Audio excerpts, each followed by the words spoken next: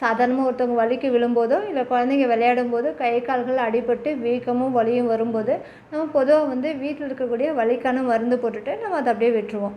ஆனால் ஒரு சிலருக்கு இந்த மாதிரி வந்து அடிபடும் போது கை கால் விரல்களில் ஃப்ராக்சர் ஆனது கூட தெரியாமல் அந்த வலியோடவே சமாளிச்சுட்டு இருக்கவங்களும் இருக்காங்க.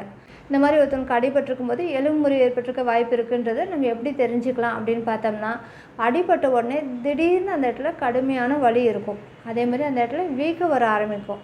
அந்த அடிப்பட்ட இடத்த அசைக்க கூட முடியாத அளவுக்கு, எந்திரிச்சு நடக்க முடியாத அளவுக்கு, அந்த இடத்த தொட்டு கூட பார்க்க முடியாத அளவுக்கு அதிகமான வலி இருக்கும். இந்த மாதிரியான வலியும் வீக்கமும் சாதாரணமாகவே அடிபட்டாலுமே வருதுதான்னாலும், அந்த இடத்துல வந்து அடிபட்ட உடனே பயங்கரமான வலி, அந்த இடத்த அசைக்கவே முடியல, இல்லை அந்த கையால் வந்து எதையும் தூக்க முடியல, தொட்டு கூட பார்க்க முடியல அப்படின்ற போது அந்த இடத்துல ஃப்ராக்சர் ஆகிருக்கிறதுக்கான வாய்ப்பு இருக்குது.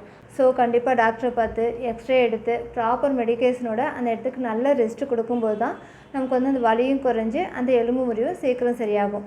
அந்த ஃப்ராக்சர்னால் ஏற்படக்கூடிய வலியை குறைக்கும், அந்த எலும்பு முறிவு சீக்கிரத்தில் சரியாகும். ஹோமியோபதி மெடிசன்ஸ் நமக்கு ரொம்ப அற்புதமாக ஹெல்ப் பண்ணும்.